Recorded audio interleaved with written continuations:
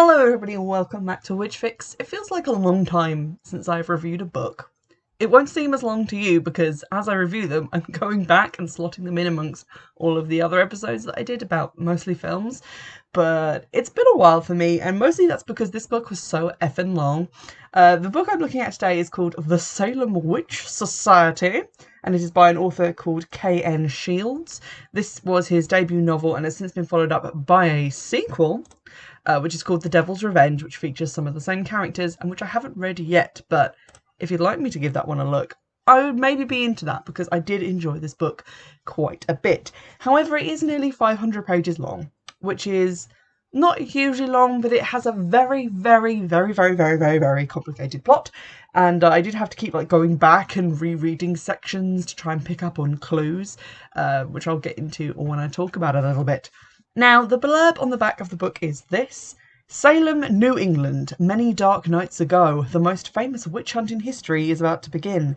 Years later, a young woman is found savagely murdered, her body arranged in the death pose of a witch. Someone or something is reviving the terror of the notorious Salem witch hunts, and only one man, a brilliant, eccentric loner with a dazzling mind and a fascination with witchcraft, can keep the evils of the past at bay.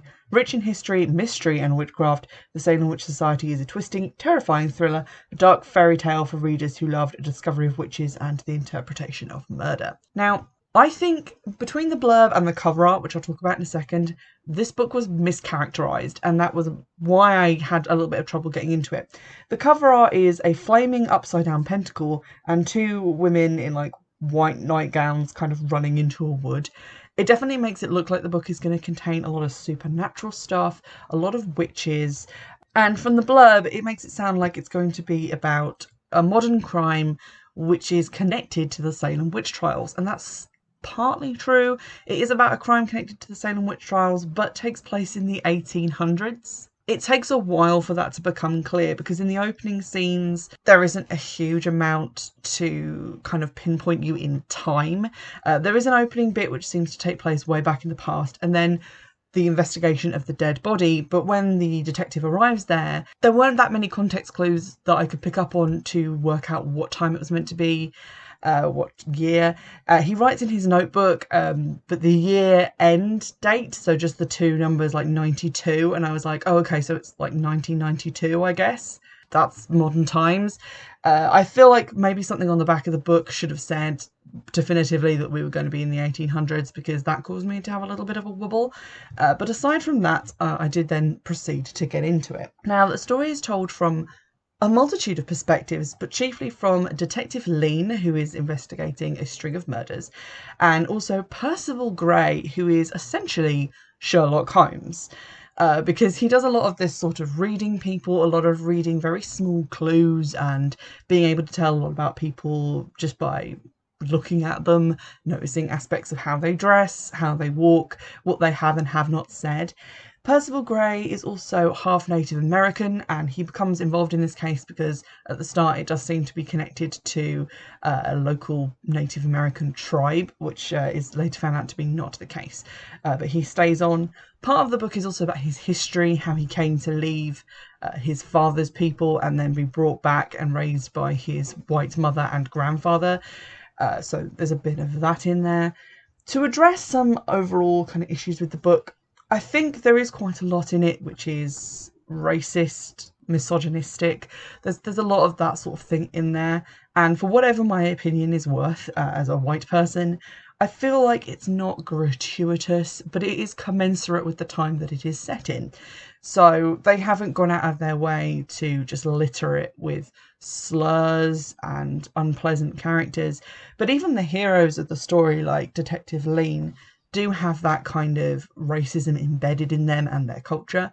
Although he gets on with Gray fine, and they do become kind of friends by the end of the book, there is a certain amount of tenseness in their earlier meetings, and Lean does continue to kind of poke fun at him throughout, as well as Gray having to deal with some of the other racism from other people that they meet. So I think that has been handled really well in terms of, obviously it has to be in the book because of when it's set. It really annoys me when historic novels make their main characters out to be these forward-thinking, could have been teleported back from 2019 people. Like, in modern day, not everyone has gotten this yet, so it is unreasonable to present characters from the 1800s as being so far ahead of their time just to make your modern audience comfortable. But it doesn't come off as gratuitous, so that was kind of a point in its favour. We also get some other characters' points of view throughout the novel, including Helen, who is a library assistant who is the niece of the doctor that performs some of the post-mortems.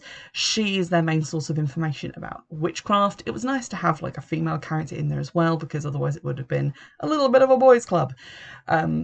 But aside from her, there are like one or two other chapters that are just from random people's perspectives. So what I really enjoyed about the book was it was obviously very well researched. There was a lot of history kind of effortlessly woven through the story. There were a few kind of info dump moments when they went to new buildings where there would be long paragraphs about the history of the specific area they were in. And I would mostly read over those because it's like, it's not really that important to the story. I'm just going to skip this. And I think one of the main issues I had with the book was it seems overly long, and the mystery at its core is so complicated, and I think maybe needlessly complicated, that it takes a long time to like wrap your head around it. There are, by the end of the novel, so many different suspects, a lot of different history things to keep in mind. So there's a history of this book of dark magic that they're trying to find, the history of some of the people who were persecuted and killed as witches in Salem, the history of the general area that they are in, all these different stories about saints. There's a riddle which is going to lead them to the next killer. There's a lot of stuff going on, and there's also like characters who are posing as other people, and it feels a little bit like by the end it kind of got away from the writer and became a little bit confusing. I understood what was going on. I got to the end and I was reasonably satisfied that the killer had been identified. I did feel slightly cheated because we were only given like a couple of physical indicators as to what a killer would look like, and a lot of the information that we needed to kind of solve the mystery was hidden from us until the very end, which I don't tend to like. I like to be given like a reasonable fighting chance of working out what's going on and trying to get there first. That for me is kind of the point of reading a mystery, is to try and solve it yourself, but also want to see the main character get to the end as well. So I felt a little bit cheated in that sense because I couldn't like work it out completely before we got to the end. I had most of like the big building blocks in place, but there were just some secrets that didn't come out until the monologue at the end. Something which I was kind of worried about going in was that it wouldn't be very witchy, and that was because I'd seen some reviews on Goodreads just before I got into it, when I went to add it to my like currently reading thing, still doing my book challenge. Some people had said that they were really disappointed and they were expecting it to be more witchy, and I assume what they meant was they expected it to contain more fantasy witchcraft, possibly due to the cover, because the cover is what you would expect to see on like a fantasy novel as opposed to like, I guess, a crime thriller book, which is not the fault of the writer because they probably didn't get to pick the cover. But I was really quite happy with the amount of witchcraft in the story. So for example, obviously all the murders are based on the killings of witches and based on things that happened in the Salem witch trials. There's lots of discussion about the Salem witch trials. There's also discussion of hidden books of black magic. On top of that, one of the characters who's kind of central in the mystery is a woman called Black Lucy, or Old Stitch, who is I guess kind of like a folk practitioner of witchcraft. She lives in like a hut, or lived, because I think she is dead by the start of the book. But they talk a lot about her history. They visit her house and see how she practiced her craft. So she's there. They also meet a spiritualist who conducts seances. So there's a lot of witchy stuff in the novel. It's just not witchy in the sense of like a fantasy novel, or, you know, something that has a lot of characters in it who are witches. It just talks a lot about the history of witchcraft, and there are some practitioners on the periphery of things who are not the main characters. One thing that might bother people as they're reading it is the fact that there isn't a huge amount of action in the story or really a sense of like immediate peril. They are working to try and stop other people being murdered. They are coming across freshly murdered people, but there aren't like fight scenes or carriage chases. There's a couple of people who are briefly pursued on foot, but in that kind of way of just there's someone following them at a walking pace and then they get away. So there's that. There aren't a huge amount of altercations or anything like that. And I was really grateful for that, actually, because by the end, when there actually is like a fight, it is not handled particularly well, and it kind of just reads like a dry series of movements of two people. Because it's in that like outside perspective, it doesn't come across too well because it's obviously written in the third person. So having seen how action was handled, I was grateful for the lack of it previously in the book, and I kind of wish that instead of having that protracted fight at the end with the killer, that had maybe been handled a little bit quicker, just because by that point I had read like 400 odd pages, and kind of reading through this very long, very dry fight scene was not really what I was looking for.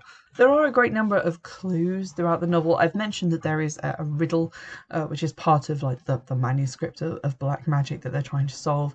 The killer is also leaving lines of the Lord's Prayer at murders. He's also leaving candles there and a symbol painted in blood. There's a lot of these different kind of added in clues and things to keep in mind, and I feel like there were too many, and really we could have done with it being dialed back just a little bit. It felt like there were a lot of clues, especially for a book that takes place like before they're doing like a lot of the scientific testing. They did do some fingerprinting, but I think that was about it. That there were just like too many clues otherwise, a lot of information just being put out there, and I think it could have been maybe simplified a small amount, because it felt like by the end there were just so many characters and so many bits of lore to keep in mind that it wasn't necessarily an enjoyable thing to be reading it anymore. It felt more like an exercise in rote memorization, and I could have done with maybe just having reminders throughout about what I was meant to be keeping like in my head, maybe something repeated so that I got a chance to read it again without having to skip back to where I had previously read it in the book. They do a fairly good job in writing it of keeping the characters distinct. They don't just do that thing where they just drop a name in and you're like, wait, who's that? There's usually a line around it, like when I last visited such and such at the asylum. So you're like, oh right, so that's the guy at the asylum. So that, I'd find that generally helpful, because then it tells you like where you should remember that person from and not just their name, which I have a terrible time remembering names. It's why I name so many characters in my own books like the same. There are so many people called Beth in books that I have written that I'm not allowed to use that name anymore because I'm just terrible at remembering what I have and have not used. So I have a real problem remembering names, and that was really helpful when they have these like little epithets next to them, like we remember who they are. I did really like Gray and Lean as a duo, because Lean comes across as very kind of too old for this shit kind of thing. He's that kind of classic detective who has a wife at home and is expecting a family, and he's worried about them. He's not getting the support he needs from the higher ups who just want everything covered up. He kind of has a strong moral compass in like, I believe in punishing people according to the law, but he isn't opposed to a little bit of illegal lockpicking and theft of evidence in order to reach a just conviction or to prevent harm coming to people. Gray, on the other hand, seems to be morally ambiguous in the sense that he just kind of takes information and holds on to it, even if someone else could benefit from it or from knowing about something sooner. He's very kind of calculating. He doesn't come across as a bad person, but just as very calculating and very flexible on what he will and won't do to get to the result he wants. As I said, he is very similar to Sherlock Holmes. We've got like the dissecting of people's general appearances to create a map of their world and their existence. He also has a penchant for disguise, which he uses several times throughout the novel, and that's also very Sherlock Holmesy. He also has a landlady who he has various disputes with. So it definitely feels like a Sherlock Holmes-esque character, but without that annoying smugness that I found in like the BBC version of Sherlock especially. He's actually likeable, so it has that going for it. Apparently it's going to be like Grey in the next novel. I'm not sure if Lean is also going to be investigating things with him, but if he's still in the Portland area, which is where this is set, then I would assume that Lean would be there as well. So I am kind of eager to read the next book in the series, maybe after I've had like a break, because if it's as long as this one and as detailed as this one, that's just like a whole mental thing that I'm not ready to deal with right now. But I am interested. It does say that it is also to do with witchcraft, so make sure if you're listening on YouTube to give this a thumbs up, or if you're listening to this on the podcast player of your choice, go to YouTube, give it a thumbs up, or tweet me to let me know if you'd like me to have a look at the second book in the series, because that could be really fun. I think this is definitely a book that I would recommend. I would especially recommend it if you're interested in novels that are historical, in the sense that they have a grounding in real historical events, because although a lot of this seems to have been made up for the book, a lot of the basic things that they talk about, like they talk about George Burroughs, who was a pastor accused of being a witch and then tried and executed. That actually happened. They extrapolate a lot and like add things into the story, but it does have that grounding in real history. If you like books that are specifically about like Jack the Ripper, I would recommend this because it has very much got a Ripper-esque vibe to it, not just because it's a string of killings of women, but also because of the letters that the police receive, the way the investigation is conducted in the time period it's set in. That felt very Jack the Ripper to me. If you're a fan of like Sherlock Holmes, the Sherlock Holmes has recently had quite a revolution. There's been a lot of adaptations, so if you're a fan of that sort of thing, definitely read this. If you're interested in spiritualism, witchcraft in the sort of old-fashioned folk practitioner sense, there's a lot of that in there. And a lot of talk about just generally like New England history as well. So that's pretty good. I probably wouldn't recommend it to people who are looking for fantastical writing, or who are looking for a more simple thriller take on holiday than just leave it at the airport book, because this doesn't really read like that to me. It's a lot more complicated. There's maybe too much stuff going on in it, and it definitely feels like instead of watching like an episode of Law and Order, you're watching like an 8-part BBC drama where you end up forgetting what's going on by the end of it. So an attention span is a must if you're going to go and read this book, but it is very good. I definitely recommend it, and if you know of any more like it, let me know, or you can go and vote on the Listopia list, see if I've already added some that you want to see me read, and you can vote those up the list so I get to them sooner. In the meantime, I apologise for there not being that many book reviews around at the moment. I have currently finished the first draft of what I'm writing, and I'm making amendments to it just to kind of get it polished up before I can go out. So that's all very exciting, but it does mean that I have very little patience for reading things at the moment, having had to read essentially the same book by myself a lot. So yeah, I apologise, but I am trying to get through the giant pile that I have to read, and do let me know if you'd like to see more novels or more non-fiction books, because I may not be able to do both. So let me know, and again, if there's any films that you want me to check out that I haven't already reviewed, get in touch on Twitter or by using the description box on the YouTube version, because hopefully then I'll see it, although my notifications have been a little bit whack recently. In the meantime, I will see you in the next episode. Bye bye!